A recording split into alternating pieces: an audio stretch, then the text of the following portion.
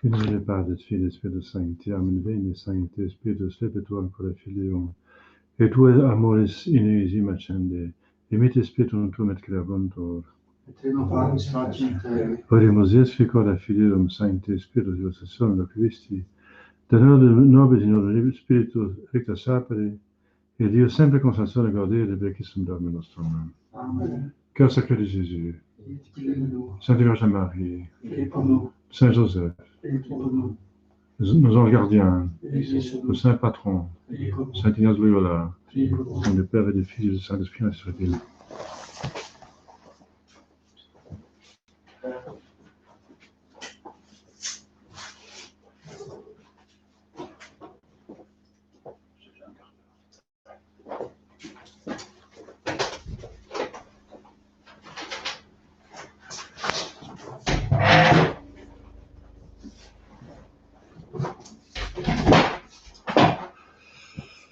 Voilà. J'espère que les méditations ont réussi. On arrive à la dernière méditation, n'est-ce pas, de cette retraite.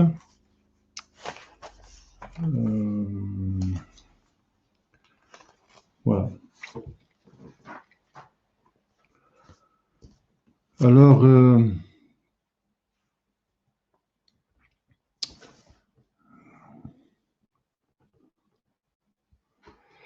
comme toujours, dans la retraite, il y a donc la raison préparatoire.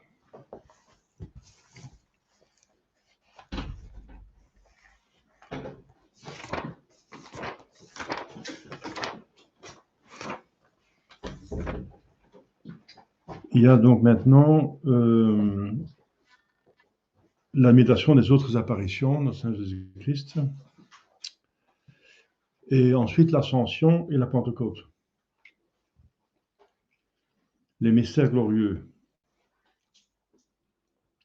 La Pentecôte, c'est plus un mystère de Saint Jésus-Christ, mais quand même, parce que c'est lui qui a envoyé l'Esprit Saint, et l'Esprit Saint peut seulement venir parce qu'il vient en nous. Il peut seulement venir en nous si nous sommes restaurés, si le diable n'habite pas en nous, parce qu'il n'y a pas de diable qui ne peut pas éviter en même temps que Dieu. Donc, si on a reçu dans Jésus-Christ qui a fait le travail, c'est le contact avec la Sainte Trinité passe par la deuxième personne. Le contact, c'est la personne, c'est l'accueil. C'est l'entrée, il est la voie, la porte. Voilà. Littéralement, il est vraiment, c'est par lui qu'on passe. C'est le seul. Et par lui, on a accès aux autres personnes. Par lui, on peut parler à son nom au Père. Et puisqu'on est bien avec lui, on le croit, on garde ses commandements, l'Esprit Saint vient en nous et nous fortifie. L'Esprit Saint descend en nous lors du baptême, les dons du Saint-Esprit. Mais le baptême, c'est le baptême organisé, c'est l'application de la passion de Jésus-Christ. Vous voyez? Donc la Pentecôte, c'est quand même, elle est quand même christique. La Pentecôte est seulement possible par les mérites de notre Seigneur Jésus-Christ. L'amour est seulement possible si l'on accepte la vérité, si on comprend comment est aimable Dieu, comment aimer quelqu'un qu'on ne connaît pas. Donc la condition de l'amour, c'est toujours la connaissance. La condition de Saint-Esprit, c'est toujours notre Seigneur Jésus-Christ. Et bien sûr aussi le Père, parce qu'il faut exister d'abord.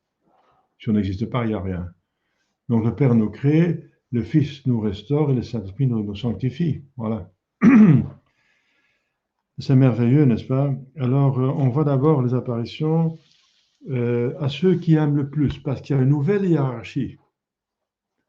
Sur terre, c'était la hiérarchie de la dignité. Saint Joseph était tête de la Sainte Famille. Saint Pierre était tête des apôtres, etc. Jésus respectait encore l'hiérarchie en place. Il appelait grand prêtre, etc.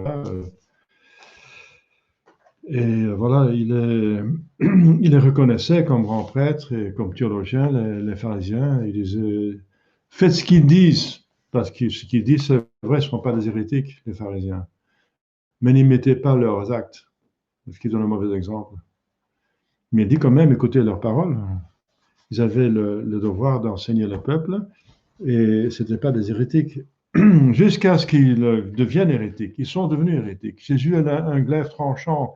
Il était l'occasion de l'élévation et de chute de beaucoup, justement. Ils sont devenus hérétiques parce qu'ils ont refusé la vérité la plus importante pour se sauver, c'est d'accepter notre Seigneur Jésus-Christ et d'accepter que Dieu se soit fait homme. Et ils ont même crucifié pour cela. Donc, ils sont devenus hérétiques et déicides. Donc, ils n'étaient pas hérétiques, ils sont devenus hérétiques par orgueil. Ils ne voulaient pas se soumettre, pas changer de vie. Ils savaient, en plus, qui était le Messie. Donc, l'intelligence était en ordre, mais la volonté était vicieuse.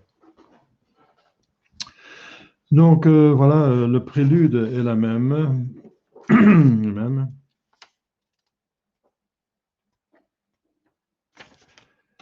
Donc, la raison préparatoire, pardon, 46, le premier prélude de l'histoire de la contemplation. Ici, c'est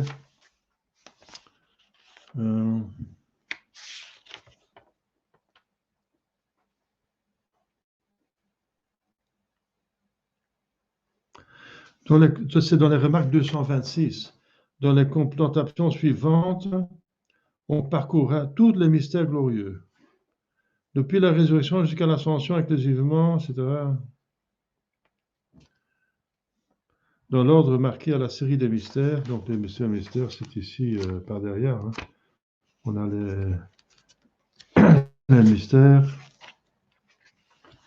glorieux. 299, sa première apparition. Nous sommes numéro 300, la seconde apparition. Voilà. Donc, c'est l'histoire de la contemplation. Le deuxième prélude, c'est la composition de lieu. Troisième, c'est demande ce qu'on veut obtenir. Ici, c'est toujours de ressentir une vive allégresse et une joie intense de la gloire de la gloire et de la joie immense de Jésus-Christ notre Seigneur pour être motivé. Si on ressent même, on ne comprend pas seulement comme la première méditation, c'est de comprendre le principe et fondement, c'est de comprendre que nous sommes faits pour le ciel, comprendre. Mais si on demande de le sentir, c'est plus fort. Un avant-goût, une sorte de constatation qui nous fait, qui est un petit peu un écho de ce qui se passe dans le ciel. On a souvent ça, étant enfant, on a moins péché, on a fait une bonne conférence, on était baptisé validement, enfin, mais à l'époque, c'était comme ça. Moi, j'étais validement, j'ai encore reçu les sacrements jusqu'à la confirmation avant le concile. J'étais encore confirmé en 64, juste avant l'hérésie de Paul VI. Juste avant encore. Donc, c'est bien. Alors. Mais vous aussi, vous avez reçu, on a vérifié la validité de vos sacrements. Donc, si l'enfant il a des sacrements, il a fait une bonne confession, il a des petits péchés d'enfant, enfin, normalement quand même, on n'est pas des gangsters quand même, pas des vrais gangsters, on est des... on peut être taquin, etc. Mais on n'est pas vraiment, enfin, normalement, un enfant, il y a des enfants qui sont vraiment méchants, mais c'est l'exception. Une confession, on a appris à confesser, et ensuite la première communion. Eh bien, c'est possible qu'après une bonne confession, c'est pas, une sainte communion, on ressent une consolation, c'est pas obligatoire, c'est pas nécessaire, parce que la grâce est insensible, puisqu'elle est spirituelle. Mais c'est possible qu'on ait une redondance dans le cœur et dans le corps de ce qui se passe dans l'âme. Et ça, c'est déjà un avant-goût du ciel. C'est quelque chose du ciel, ça. C'est quelque chose de Dieu. C'est pas de la terre. On sent que c'est pas naturel. C'est de notre ordre. Et c'est beaucoup plus fin et beaucoup plus beau, beaucoup plus pur que tout ce que peut appeler sur terre. Euh, oui, sur terre, c'est un peu grossier par rapport à cela. C'est animal, c'est grossier. On peut jouir de ça, n'est-ce pas? Un bon repas, mais c'est grossier par rapport à ce que Dieu peut nous donner, notre âme, n'est-ce pas? Eh bien, je vous souhaite ça, hein. Ça donne stimulant. Aussi, au début d'une conversion, souvent il y a des consolations. On dit que Dieu donne des sucres pour le petit enfant, pour le motiver, le stimuler, le récompenser de ce qu'il fait, qu'il est maintenant généreux pour se convertir.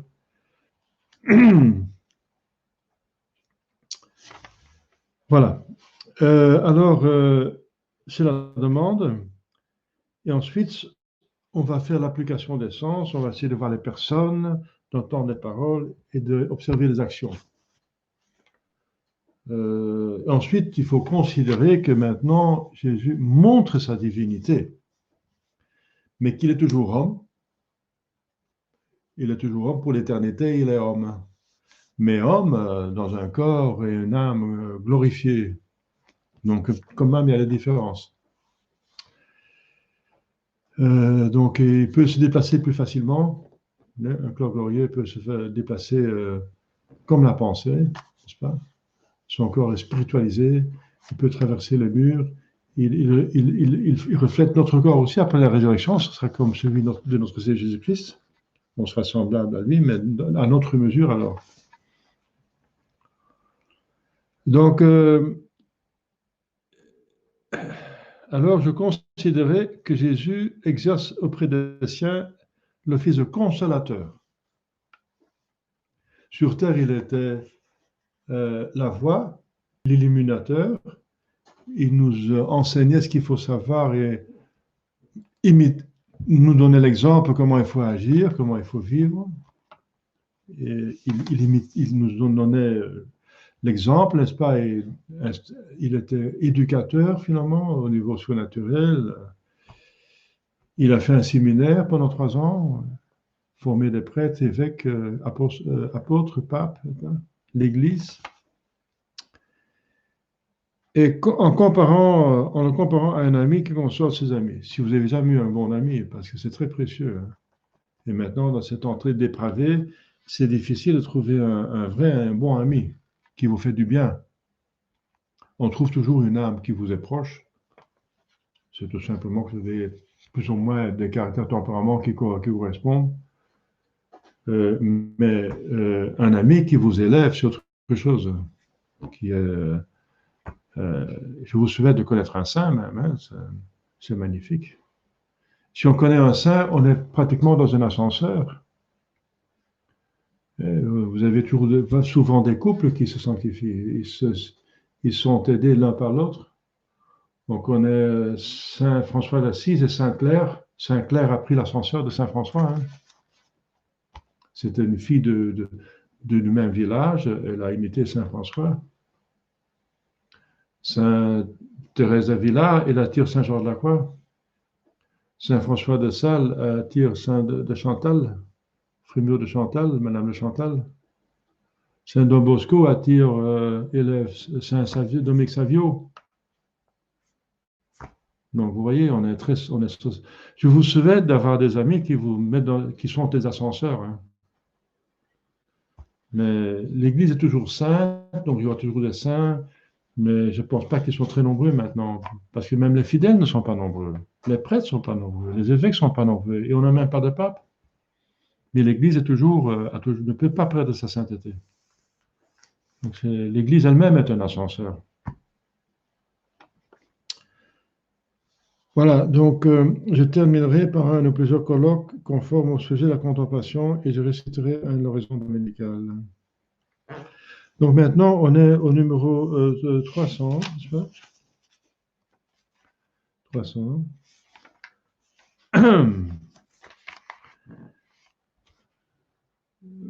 Premier point, Marie-Madeleine. Marie, mère de Jacques, et Marie Salomé, des femmes pieuses qui ont suivi Jésus et le soigné pendant son apostolat, sa vie publique. Il avait des femmes quand même, qui étaient dévouées, hein, qui soignaient ses repas, etc., qui avaient quand même quelque chose. Il pouvait passer la nuit chez ses amis, Lazare et ses deux sœurs. Donc, ces trois femmes ici, à part la Sainte Vierge Marie qui était sous la croix, eh bien, ces trois femmes vont de grand matin au sépulcre. Parce que c'est permis, le sabbat, ils peuvent rien faire. C'est pas permis de faire quelque chose de grand sabbat. Donc, c'était le samedi, c'était la Pâque juive. Mais le dimanche, c'était le premier jour de la semaine dans l'Ancien Testament. C'était déjà le nouveau, mais ils ne se rendent pas compte. Donc, ils sont toujours dans l'Ancien régime. Que dimanche, c'est le premier jour de la semaine. Et samedi, c'est le jour du Seigneur, le dernier jour de la semaine dans l'Ancien Testament. Donc, le premier jour qu'ils peuvent, la première heure même, qu'ils voient quelque chose au lever du soleil, au grand matin, elles vont au sépulcre. Parce que leur Jésus, n'est-ce pas, il a été enseveli à la vite, vite, vite, vite, et ils n'ont pas pu l'embaumer convenablement. Donc, ils vont avec tous leurs atouts, n'est-ce pas, qu'ils ont besoin pour soigner Jésus, au sépulcre. Et c'est en courant vers le sépulcre qu'ils se disent, mais qu'est-ce qui va enlever la pierre? C'est une pierre de plus que 2 mètres et d'une épaisseur de plus qu'un demi-mètre. Donc, c'était vraiment pour fermer un tombeau. On ne peut pas entrer dans un tombeau. Non. En plus, il était scellé. Hein. Alors, second point, elles arrivent et elles voient la pierre levée. C'est l'ange qui a ouvert le tombeau. Et un ange qui est là, il leur dit, vous cherchez Jésus de Nazareth, il est ressuscité, il n'est plus ici. Troisième point. Donc, il y a toute une affaire, les femmes vont courir, ils vont entrer, ils vont voir, ils vont courir pour avertir les apôtres, etc. Marie-Madeleine en tête, et puis elle va revenir. Les autres ne vont pas revenir parce que Jésus n'est pas là. Mais elle va revenir pour le chercher. Elle aime plus que les autres. Elle ne croit pas qu'il va ressusciter. Elle croit à peine elle ne croit pas qu'il est ressuscité sur la croix, mais elle aime. Un amour surnaturel, c'est plus un amour charnel. Elle est reconnaissante qu'il a fait tellement de bien à son âme. Et la Bible dit qu'il a chassé 7 démons. Bon, le père de l'Église explique que il avait les 7 vices capitaux, n'est-ce pas? Donc, elle se sentait d'une personne infernale à une personne sainte. Elle a vu cette transformation en elle-même, elle a vu la méchanceté, la tristesse, le malheur d'être un esclave de ses passions, et ensuite la bonté et le bonheur d'être sainte. Jésus l'a rendue sainte, et elle est très reconnaissante pour ça. Hein. Et elle, voilà. On va prendre les évangiles qui donnent plus de détails. Voilà. Donc,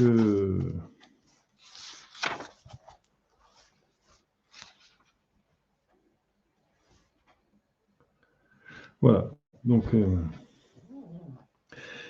et voici qu'au matin du 3e jour, le dimanche de Pâques, de nos Pâques, hein, pas de Pâques juives, c'était fini. Hein, il y eut un violent tremblement de terre.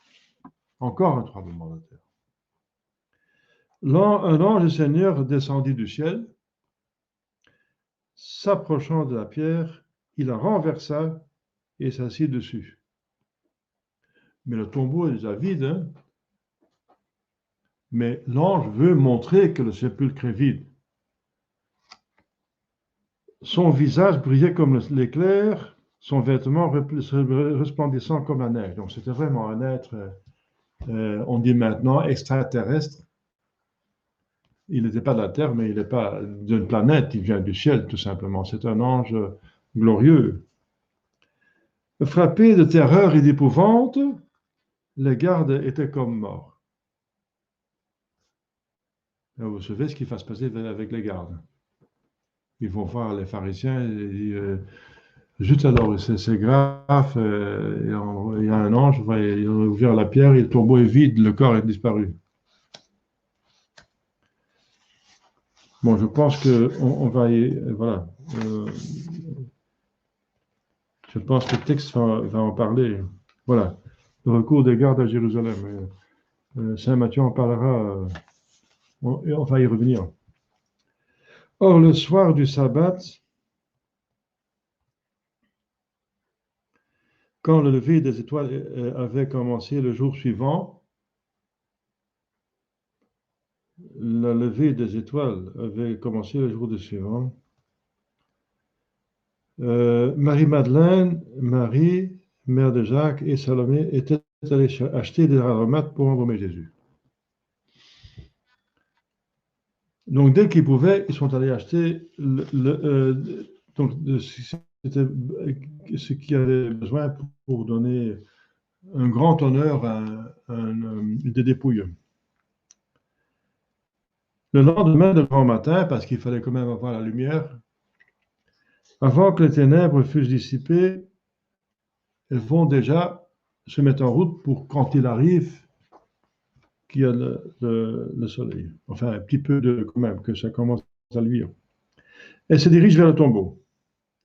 Elles portaient les aromates qu'elles avaient préparés. Parce qu'il ne faut pas seulement les acheter, mais encore les préparer. Chemin faisant, elles se disaient l'une à l'autre, qui nous ôtera la pierre qui ferme l'entrée du tombeau? Bon, il fallait y penser avant. Hein. Il fallait amener quelques hommes costauds, mais ils n'avaient pas pensé à ça. Marie et Madeleine arrivaient la première, voilà comme étant pressées, et vit que la pierre était renversée. Aussitôt, elle quitte. La pierre renversée, il n'y a rien, donc elle quitte. Elle courut vers Simon-Pierre et vers cet autre disciple que Jésus aimait, donc Saint Jean. Mais elle n'a pas encore vu l'ange, elle. Elle a juste vu que le tombeau est vide, elle est paniquée, elle est allée voir le chef. On a enlevé le Seigneur du sépulcre, s'écria-t-elle, et nous ne savons où ils l'ont mis. Cependant, les autres femmes, qui étaient un peu plus lentes ou moins vite, à leur tour arrivèrent lorsque le soleil se levait. Voilà, ils avaient bien calculé leur coût. On va acheter à telle heure, on va préparer, et quand on va arriver, ça va être, on va avoir pour faire notre travail. Elles regardèrent et virent également que le bloc de rocher, qui était énorme, avait été roulé en arrière. Donc c'est une pierre qui est faite pour fermer, donc elle est taillée quand même, hein, en forme de roue. Étant entrées dans le sépulcre, elles n'y trouvèrent point le corps du Seigneur Jésus et en furent consternées. Ah oui, elles viennent avec les aromates, Jésus est mort, il n'est plus là. On vient d'enterrer, qu'est-ce qui s'est passé? Mais voilà que, debout à côté d'elle, apparurent deux hommes vêtus de robes resplendissantes. Tout effrayées, elles courbaient leur front vers la terre. Elles savent que ce sont des anges. Pour vous, leur dit l'ange, qui était assis à la droite du tombeau, ne craignez point. Je sais que vous cherchez Jésus de Nazareth qui a été crucifié. Pourquoi voulez-vous trouver celui qui est vivant au milieu des morts? C'est comme un reproche. Pourquoi vous faites ça? Parce qu'il avait prédit sa mort et sa résurrection. Il n'est plus ici. Il est ressuscité comme il l'a dit. Venez et regardez l'endroit où le Seigneur était déposé. Rappelez-vous qu'il vous disait, c'est une deuxième fois qu'il le dit, qu'il vous disait lorsqu'il était encore en Galilée, il faut que le Fils de l'homme soit livré entre les mains des pécheurs, qu'il soit crucifié et qu'il ressuscite le troisième jour. Allô, vous avez bien écouté là? Donc c'est un reproche, hein, juste. Il fallait écouter Jésus et le croire. Et maintenant, allez sans retard apprendre à ses disciples et à Pierre qu'il est ressuscité. Il sera avant vous en Galilée. Là, vous le verrez, comme lui-même vous l'a dit.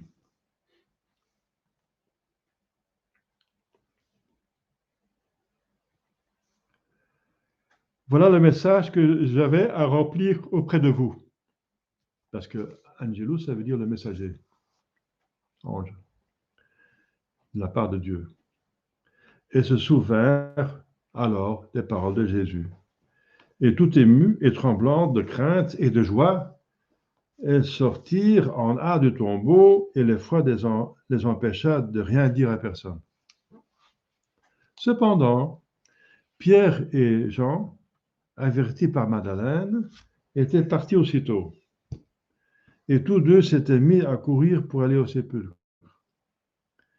Mais l'autre disciple, donc Jean, il était plus jeune, courut plus vite que Pierre et arriva le premier au monument. S'étant penché, il vit le linge posé à terre, mais il n'entra pas, par respect pour Saint-Pierre. C'est le pape, c'est le premier, c'est lui à lui d'entrer le premier, mais il est curieux comme il le voit déjà à l'intérieur. Pierre, qui le suivait, arriva bientôt et pénétra dans le sépulcre. Ici, c'est un résumé des évangiles, mais un évangile dit il regardait et il croyait. Donc maintenant, Saint Jean, il croit qu'il est ressuscité. Ça veut dire qu'il ne croyait pas avant. Pierre, qui le suivait, arriva bientôt et pénétra dans le sépulcre. Il s'inclina et vit le linge posé à terre et aussi le suaire, Saint Suaire, qui couvrait la tête de Jésus pliée et placée, non avec le linge, mais dans un lieu à part. Alors le disciple qui était, donc c'est lui qui écrit ça, c'est pour ça qu'ils appellent le disciple, mais c'est pas pour dire son nom, mais on dira Saint Jean, nous. Alors Saint Jean entra à son tour. Ah, là il m'a marqué. Il vit et il crut. Voilà, c'est marqué ici. Il vit et il crut. Il ne comprenait pas encore, en effet, l'écriture annonçant que Jésus devait ressusciter d'entre les morts. Les disciples rentrèrent chez eux et Pierre demeurait tout surpris de ce qui était arrivé. Or, Madeleine se tenait près de l'entrée du sépulcre. Elle était retournée. Parce que, voilà, c'est son amour de Jésus qui la presse. Elle pleurait. Tout en pleurant, elle se pencha et regarda dans l'intérieur du tombeau. Donc, elle n'avait pas encore eu l'apparition d'un ange et il n'a pas pu parler avec Saint-Pierre et Jean qui sont déjà repartis. Et il n'a pas parlé. Donc, personne leur a dit quelque chose, expliqué quelque chose. Enfin, il n'y a rien à voir. Mais les femmes avaient déjà l'information qu'il est ressuscité, n'est-ce pas? Saint-Pierre et Jean, ils n'ont pas encore eu l'apparition d'un ange ni de notre Seigneur Jésus-Christ. Mais Saint Jean crut déjà à la résurrection. On ne parle pas de Saint-Pierre, s'il crut ou pas. Enfin. Mais Marie-Madeleine, elle retourne sans avoir eu l'apparition d'un ange, ni à parler avec Pierre et Jean. Et Jean pourrait dire, oui, mais elle est ressuscitée, c'est comme il a dit, non, elle n'a pas eu cette information non plus. Donc elle pense que tout simplement qu'on a volé le corps de Jésus, encore misère. Tout en pleurant, comme une Madeleine, l'expression existe, et là c'est parce qu'elle a pleuré ses péchés. Hein. Tout en pleurant, elle se pencha et regarda dans l'intérieur du tombeau. Et voici qu'elle vit deux anges, vêtus de blanc, assis l'un à la tête, l'autre aux pieds, à l'endroit même où l'avait posé le corps de Jésus. Elle est digne d'avoir deux anges et de voir la première après la Sainte Vierge de Jésus lui-même. Parce qu'il avait le plus d'amour. C'est l'amour qui donne la priorité, la préséance, la dignité dans le mystère de glorieux. Ils lui dirent, Femme, pourquoi pleures-tu? Ils ont enlevé mon Seigneur, répondait-elle. Elle est tellement émue qu'elle ne tient même pas compte que ce sont des anges. Elle parle à eux comme si c'était n'importe qui parlait avec elle. Elle répond tout simplement comme si c'était quelqu'un, un juif de Jérusalem. Ils ont enlevé mon Seigneur, répondait-elle, et je ne sais pas où ils l'ont mis. Oui, comme elle était émotionnée, elle est dans sa tristesse, elle est enfermée dans sa tristesse, elle a à peine regardé ce qui passe en dehors, n'est-ce pas? Elle a même à peine remarqué, ce sont des anges. À peine venait-elle de parler que s'étant tournée, elle vit Jésus, troisième personne, debout devant elle, mais elle ne savait pas que ce fut lui. Femme, dit-il, pourquoi pleures-tu? Qui cherches-tu? Celle-ci pensant que c'était le jardinier, parce que c'était dans un grand jardin qui avait le sépulcre. Seigneur, si c'est vous qui l'avez enlevé, dites-moi où vous l'avez mis et j'irai le prendre. Seigneur, c'est un titre qu'on donne à un homme, comme nous disons monsieur. Monsieur, ça veut dire Monseigneur. Nous avons la même expression. On ne se rend plus compte, mais si on dit monsieur, on dit Monseigneur. Monsieur, hein, ou messieurs. Monsieur, c'est l'abréviation de Seigneur. Donc il dit aussi Seigneur ou Monsieur. Hein. Voilà. Jésus lui dit Marie. Alors il reconnaît la voix de Jésus. Parce qu'il connaît son prénom. Il dit, c'est pas un jardinier, ça. Comment c'est son nom? Il entend sa voix, il reconnaît maintenant clairement la voix de Jésus. Rabboni, ô maître, s'écria-t-elle en se précipitant vers lui. Ne me touche pas ainsi, reprit Jésus. Je ne suis pas encore remonté vers mon Père. Va porter à mes frères cette parole. Je monte vers mon Père et votre Père, vers mon Dieu et votre Dieu. Voilà. Ne me touche pas ainsi, elle n'avait pas de mauvaise intention, c'est juste par affection, par reconnaissance, par surprise, par joie, n'est-ce pas? Mais Jésus ne se fait toucher par une femme. Et nous devons l'imiter. J'ai vu encore en Lituanie, n'est-ce pas, qu'un prêtre ne touche pas la femme, il ne lui donne même pas une main. Mais c'est par respect de la femme et respect du sacerdoce. La femme ne touche pas le prêtre par respect du sacerdoce et le prêtre ne touche pas la femme pour respect du sacerdoce ou du célibat. On ne touche pas la femme, n'est-ce pas? Même pas sa main. Parce qu'il y a toujours quelque chose qui passe, n'est-ce pas, quand on touche un corps un homme qui touche le corps d'une femme, c'est pas totalement indifférent. C'est une petite chose, un signe d'amitié. Donc, en tout cas, on ne touche pas. Ici, c'est une insulte si on ne donne pas une main à une femme. C'est comme je suis moindre que les hommes. Vous ne daignez même pas de me donner une main, donc on est même obligé de donner une main, la main, mais voilà. Et une autre raison pour que Jésus demande de ne pas le toucher, c'est que il essaye justement, maintenant, il va dire, je vais retourner vers mon Père. Il essaie justement de le détacher de son humanité pour le diriger vers sa divinité, c'est ça le but. Son humanité, c'est aussi qu'un moyen. Son humanité, son incarnation, rédemption, n'était qu'un moyen pour les amener à Dieu. Dieu, c'est le but. Donc c'est dommage qu'on s'arrête à son humanité et qu'on ne va pas plus loin. Donc ces âmes ne me touchent pas et je vais mon Père, je vais même disparaître totalement, hein, pour que vous vous concentrez sur la divinité. Hein, et que vous avez parmi vous Dieu, mais insensible. Le Saint-Esprit qui ne vient pas en tant qu'homme, mais en tant qu'esprit. Pour que nous soyons élevés vers le monde des esprits. C'est notre but, c'est de nous élever. N'est-ce pas? C'est deux raisons pourquoi mais elles sont connexes. Ces deux raisons. Ne me touche pas. Non les metangere. Alors, Jésus était donc ressuscité au matin du jour qui suivait le sabbat. Et sa première apparition à part la tradition dite maintenant, bien sûr, la Sainte Vierge Marie, était pour Marie-Madeleine, de laquelle il avait chassé 7 démons. Voilà. Or, pendant que les saintes femmes retournaient à Jérusalem pour dire aux disciples ce qu'elles avaient vu, voilà que soudain Jésus se représenta devant elles. Donc les saintes femmes sont les femmes, les femmes sont allées avertir Saint Pierre et Jean. Maintenant, ils vont avertir les autres disciples. Et les anges, donc il y a un va-et-vient de tombeaux, n'est-ce pas? Il y a il y a quand même tout du monde qui fait le trajet, n'est-ce pas? Les femmes reviennent donc vont chercher les autres disciples. Et voilà qu'en cours de route, Jésus se présenta devant elles. Je vous salue, dit-il. Donc, encore des femmes qui sont dignes de voir Jésus.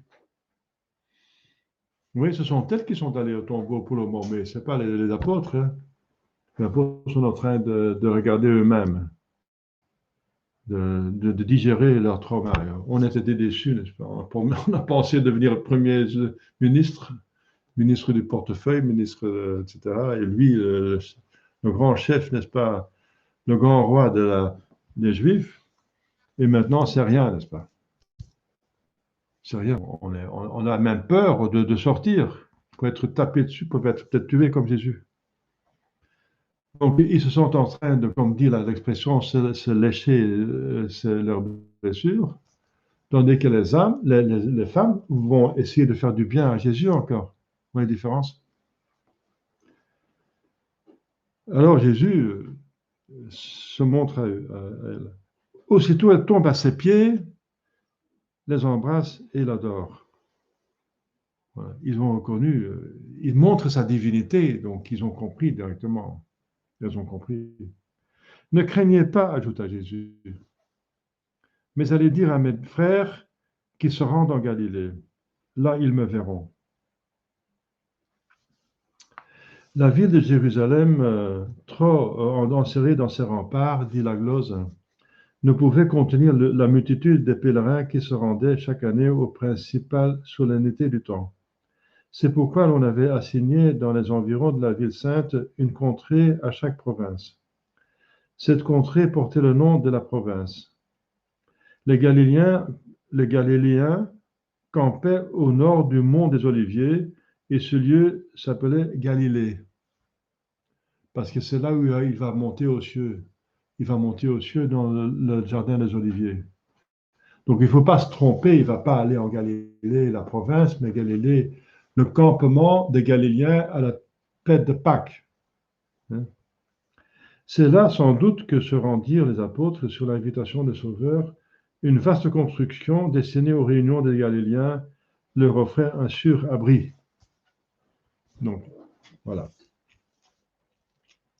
Donc, qui se rendent en Galilée.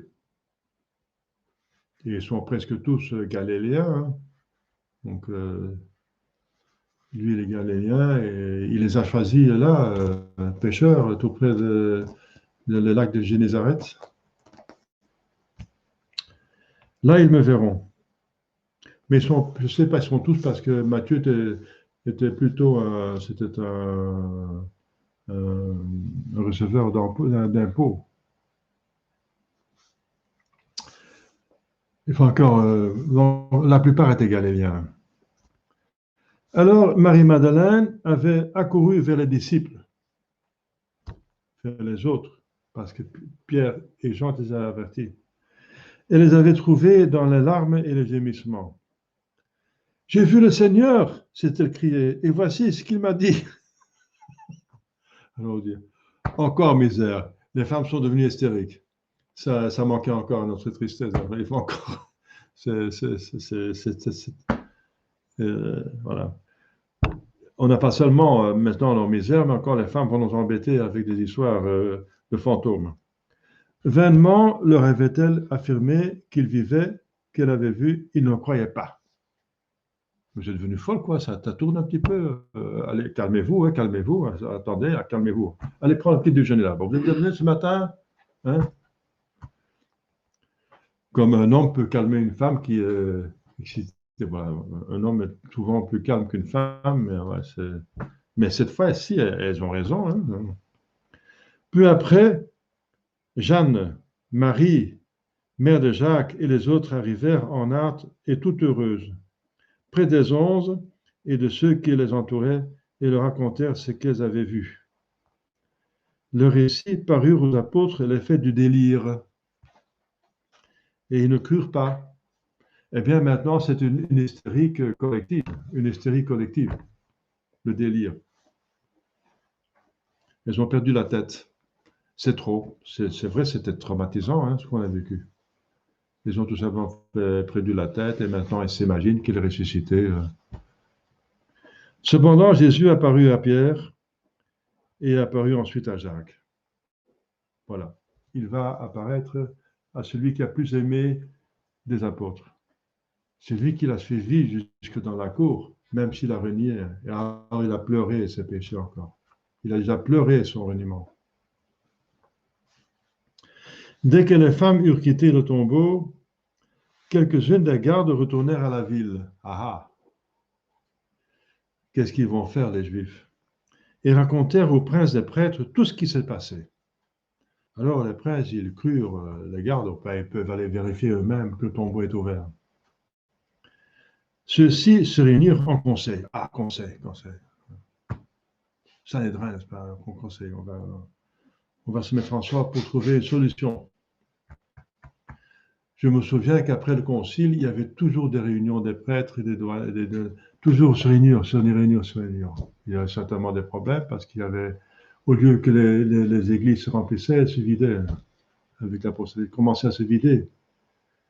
Et ils avaient des problèmes pour retenir les gens. Comment ça se fait qu'on pensait qu'avec Vatican II, on va convertir le monde entier? C'est parce que c'était l'aggiornamento, de mise à jour. Et on voit le contraire. Alors, réunir. Au lieu de prier et d'aller dans l'évangile des traditions, trouver la solution là chez le Seigneur, au lieu de trouver la solution chez le Seigneur, ils vont se constituer eux-mêmes. Voilà. Une réunion, un conseil, en Russie s'appelle le Soviet. Soviet, ça veut dire un conseil. Donc, ils se mettaient en Soviet, n'est-ce pas? Vous voyez? C'est le Soviet qui va tout résoudre, au lieu de se tourner vers Dieu. Donc c'est le mouvement horizontal, au lieu de garder le mouvement vertical qu'il existe a toujours eu. Ils se mettent en horizontal. Réunion. Soviet, voilà. Ceux qui se réunissent, ils se réunissent en conseil. Ouais. Au lieu de consulter la Bible, avec toutes les prophéties, n'est-ce pas? Non. On va nous ensemble, avec les anciens du peuple, les plus rusés, n'est-ce pas? Et après en avoir délibéré, ils remirent aux soldats une forte somme d'argent. Voilà.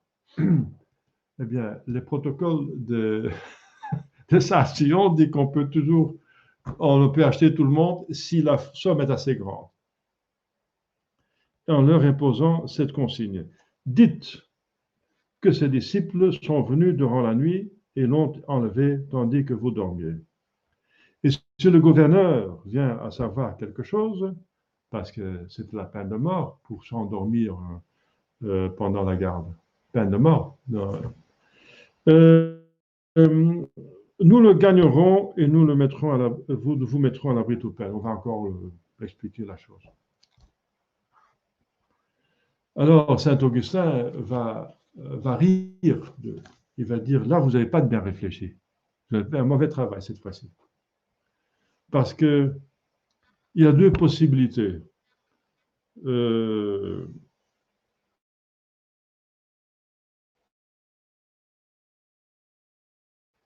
S'il dormait, comment est-ce que vous pouvez engager les disciples qui l'ont volé? Si vous ne dormez pas, pourquoi vous n'avez pas arrêté? Donc, donc, si vous dites la vérité, ça ne va pas, et même si vous mentez, ça ne va pas non plus. Ça ne marche pas, votre truc. Les soldats prirent l'argent et firent ce que l'on leur avait dit. Et cette fable se répandit parmi les Juifs et se répète encore aujourd'hui.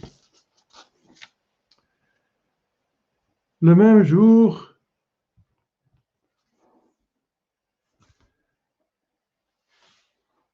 deux d'entre les disciples, allaient à une bourgade appelée Emmaüs. Et située à environ, c'était le jour du dimanche, la résurrection, 60 stades de Jérusalem. Chemin faisant, ils s'entretenaient de tout ce qui venait de se passer. Jésus va encore apparaître à deux disciples, mais pas des apôtres, mais des disciples. C'est certainement des personnes qui ont beaucoup aimé encore Jésus, voilà. Il suit l'hiérarchie de l'amour. C'est étonnant.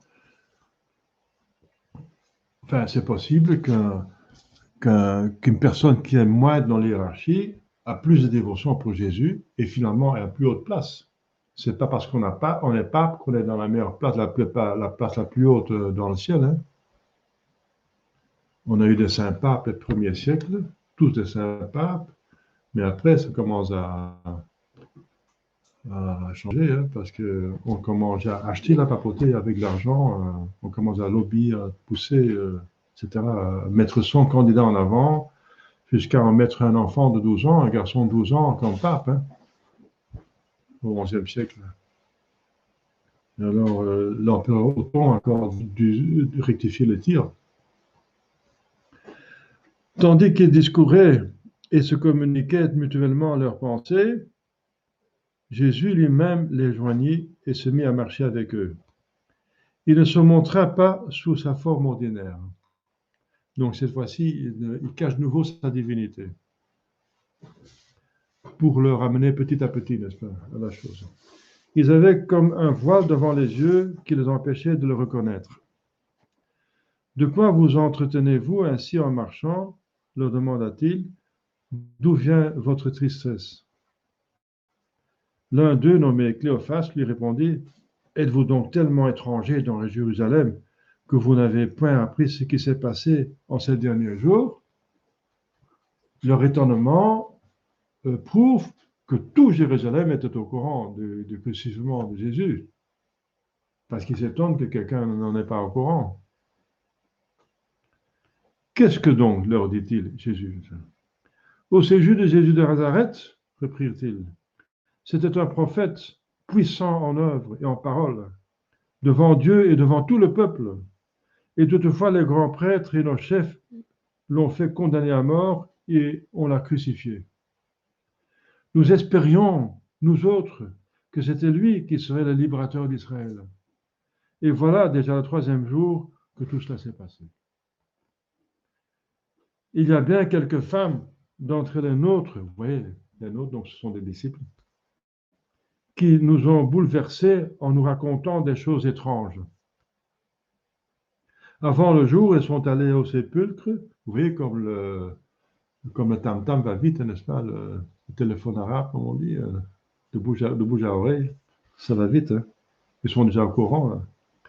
Avant le jour, elles sont allées au sépulcre et n'ayant plus trouvé son corps, elles sont venues nous dire que les anges leur ont apparu et leur ont assuré que Jésus est vivant.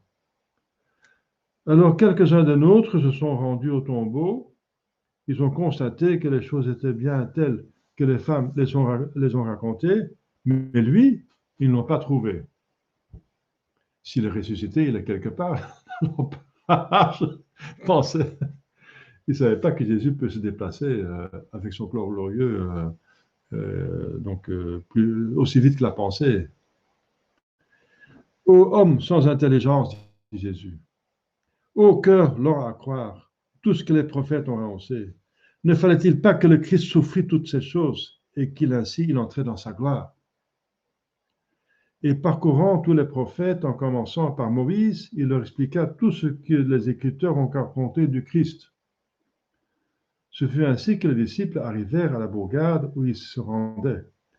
Jésus feignait d'aller plus loin, mais ils le pressèrent de rester avec eux. Oui, c'était vraiment intéressant, ça, et il nous a appris des choses.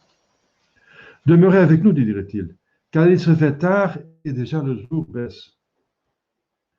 Il entra donc chez eux. Et voici que pendant qu'ils étaient à table, Jésus prit le pain et le bénit, et puis, l'ayant rompu, il le leur présenta. Alors leurs yeux s'ouvrirent et ils le reconnurent. Si son disciple, il savait comment il mangeait, comment il traitait, comment il bénissait, comment il priait. Ils l'ont reconnu à sa prière, quand il bénissait le repas. Alors il disparut. Disparut. Donc c'est pas normal, ça, c'est pas un homme normal.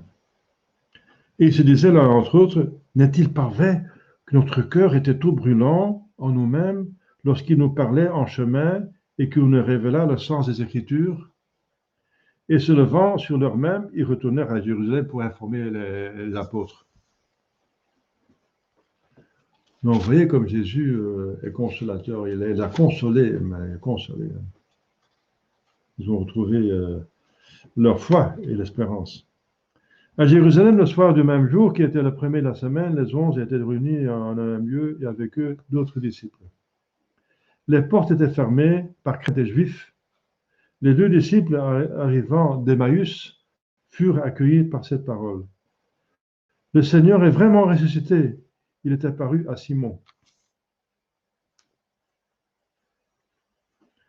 Donc, les disciples d'Emmaüs étaient informés qu'il était apparu à Saint-Pierre, mais à leur tour, ils racontèrent ce qui leur était arrivé en route et comment ils avaient reconnu Jésus à la fraction de pain.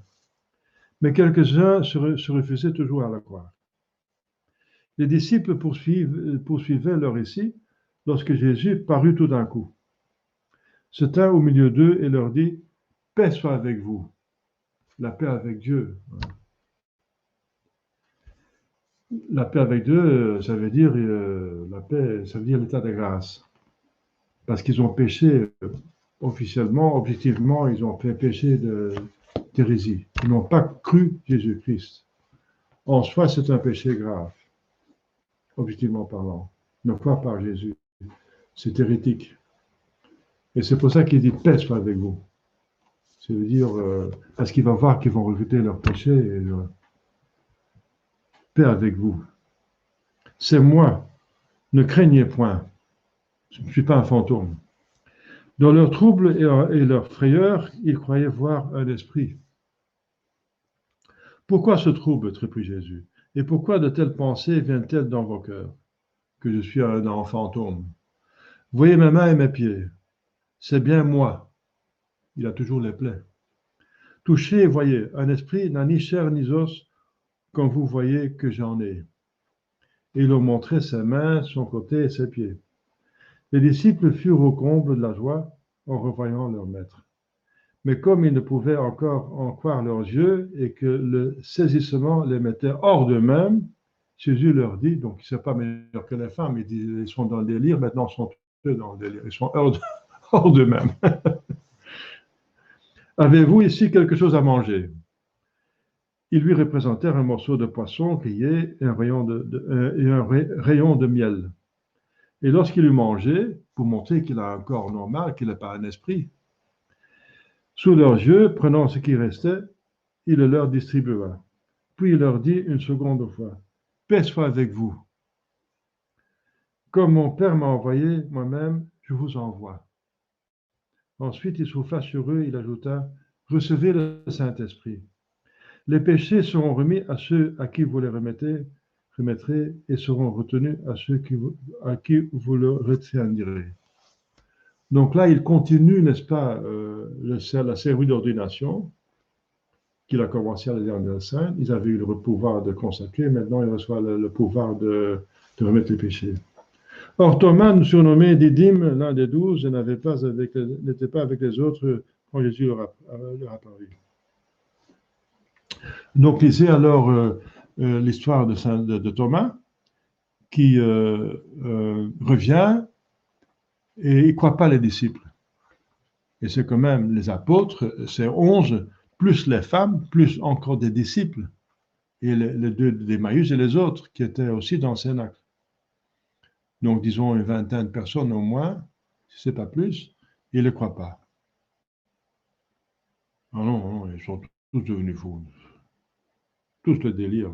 Ils sont tous excités. Je vois, qu'est-ce qui s'est arrivé? Vous êtes un petit peu, vous avez bu trop de vin ou quoi? Donc vous connaissez ce qu'il dit, il existe qu'il met sa main dans l'ouverture faite. Si je ne vois dans sa main l'ouverture faite par les coups, et si je ne mets le doigt dans cette ouverture et ma main dans son côté, je ne croirais pas. Point. 8 jours après, notre Seigneur apparaît et saint Thomas s'écrie « Mon Seigneur et mon Dieu ». Jésus de dire « Bienheureux qui n'ont pas vu et qui ont cru ». Alors il va encore apparaître sur le bord du lac avec la seconde peste miraculeuse. Il va instituer encore la primauté de Saint-Pierre.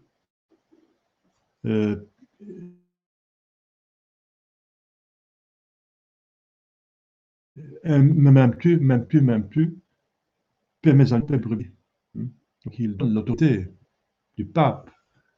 Les brebis, ce sont les évêques, et les agneaux, les prêtres et les fidèles, etc. Donc il y a une hiérarchie. Il prédit à Pierre son martyr. Il apparaît sur une montagne de Galilée. Il apparaît à Jérusalem. Ensuite, on a l'ascension. Donc sur les monts Oliviers, il dit, allez prêcher le monde entier, n'est-ce pas, baptisez-les au nom du Père et du Fils et du Saint-Esprit. Et alors il s'en va physiquement.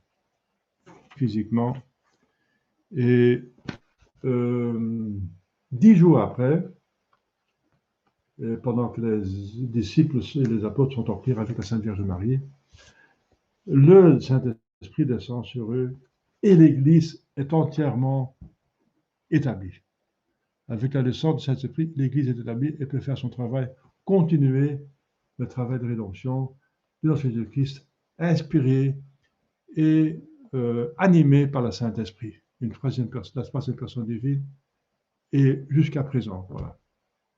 Nous sommes tous les trois Église par notre baptême et nous continuerons ce que l'Église a commencé là. Voilà. Donc, c'est une très belle contemplation des mystères glorieux. Voilà. On va encore faire cette dernière méditation.